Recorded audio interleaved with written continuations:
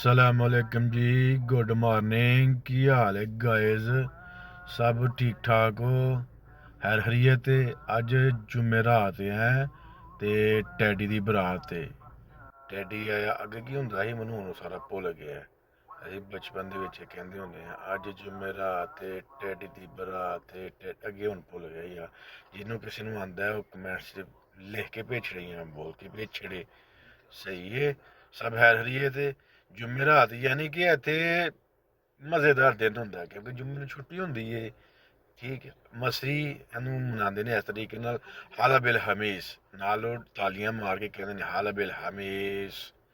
ठीक है ना। तो मेरी वीडियो ज़्यादा से ज़्यादा लाइक शेयर तो अगे भेजा करो है। मज़ेदार होंदियां ने, एडियां भी माड़ियां वीडियो नहीं होंदियां। मैं मशहूर हो गया वा, समझ आइए।